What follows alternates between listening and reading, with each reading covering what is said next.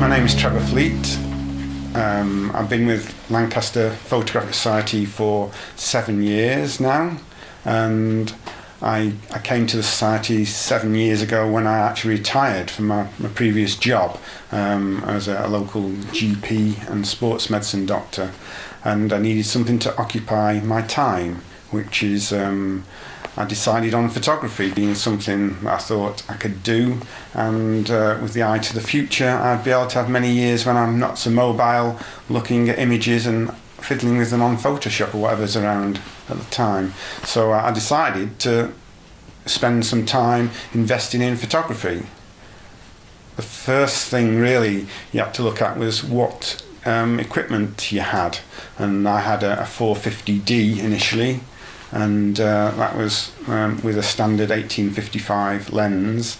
That was all what I started out with, and I had no idea what any of the controls were at the side of the camera. I didn't know what anything other than A meant, and the automatic and the other things, I was no idea how to use them. So I thought joining the Photographic Society would be helpful to me, and I also decided to enlist on going to Myasco to do a HND in photography, and learn how to use my camera and learn basic camera skills. So yeah, I mean, as I say, I went to Myasco and learnt a lot of new tricks, and I think the most important thing I learnt was that you have to take lots and lots of pictures to get anything useful. Certainly when you start, there's a lot of poor images, and maybe 1 out of 100's a nice image that you could show to someone. And I think that's an important message, is to just practice and practice. It's all right doing courses, it's all right passing exams or presenting the images, but you don't get good at anything, certainly in photography, unless you've done hundreds and hundreds of shots of things. And so, yeah, having done the Myasco course, I then went and did an online with the Royal Photographic Society. I joined them, though you don't have to join them, and did their How to Present Images course, which is a 10-week course, which is very much more intensive. We had to produce 10 images a week for 10-12 weeks, and that I learnt a lot, and that's sort of a preparation thing for their panel of 10, which is the way you go through to get their licentiate, and they give you an idea of where you are in respect to that. So that's another great thing. It gave me a great background. It taught me the physics of photography, which I didn't know, and it was a great learning point, and to have that, and it was very cheap. It was like £200 for the 3 months, which was amazing value, and you met a lot of other similar-minded people. So, and as you go on these journeys, you start to buy more. It leads you into, I need a better camera because I can't do this. So I moved into a posher Canon 7D2, and then eventually a Canon 5D4, which is full frame. I've got lots of other cameras now. You keep buying stuff, but you realise you get familiar and happy with one camera, and you'll be as good as anyone with whatever camera they've got if you're used to using it.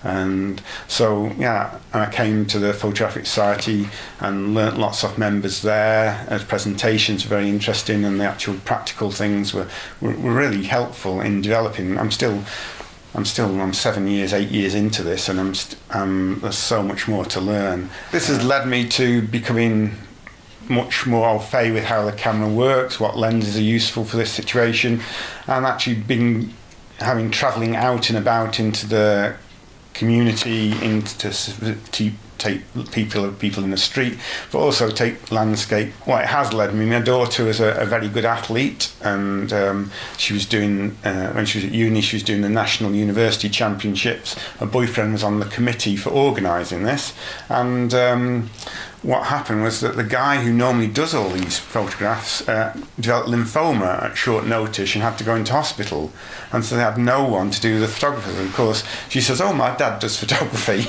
and next thing you know, I was roped into doing this major event. I managed to get my cousin, who is a photographer, along to help me, and there was like 2,000 competitors, and it was of it was the most grim day. It was horrible. It was wet, and I hadn't spec'd the course beforehand. And at the end of it, I had about 5,000 pictures of various people in bibs. I had no bib recognition software, which is something they use when you do these events. So the people come in and say, "Oh, I want my pictures. This is my bib number," and you just go, "Okay," and it just picks them out for you. Well, I had none of that, so I had to do that individually, going from 1 to 2,000 in the bibs, and it took me 2 days of not sleeping to do that, and I'll never ever do that again. I needed that software, but I couldn't afford the software, and the universities weren't going to pay for it for me. So anyway, that was one success and learning curve. And the next thing you get asked as a photographer is to do weddings.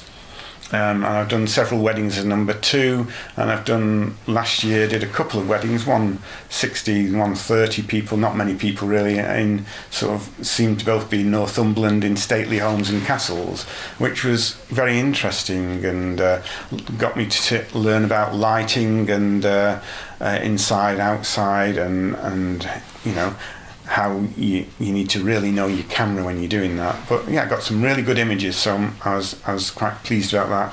But that isn't something I want to do as a career. I'm not in this to make money. I'm not in to win competitions. I'm in it to make things interesting for myself.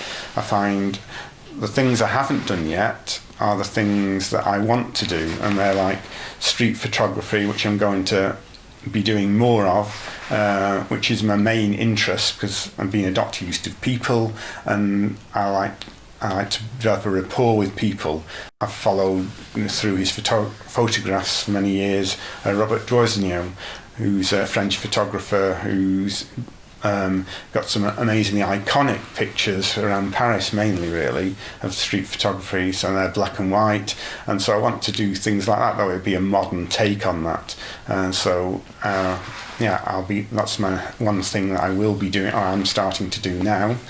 And the other thing I'm really interested in will be macro photography. Macro photography is something that as life goes on, I will not be as mobile as what I am for various reasons, and I will be able to do that in my own garden, and so that'll be the last thing that I come to. But I want to do street before I get into that, so it will be an interesting time to do it. I'd just like to talk about one of my favourite pictures or photographs that was taken in 1962 of a group you may have heard of called the Beatles. And pictures tell an interesting picture that works, tells a lot of stories, and it's important for you as the viewer to invent your own story and to invent your own imagination of what's happening there. It's no good someone telling you what's happening, because you'll read the picture differently. So looking at photography is very subjective, but for me, this is a fantastic picture. The 3 members of the band, John Lennon, Paul McCartney and George Harrison, all at the front, and the guy at the back isn't Ringo Starr. Look at the faces. The guys at the front really enjoying themselves. The guy at the back, not so much.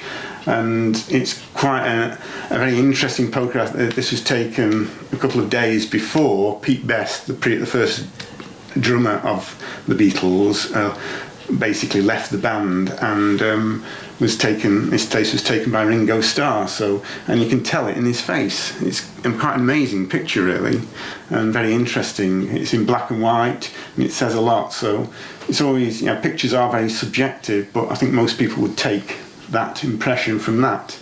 And it's always important to suggest something with a picture to a person so they can create their own image in their own mind of what it means, rather than saying this is a picture of such and such and this is what it means, because everyone has a different take on a picture. But I found that's just a really interesting picture for me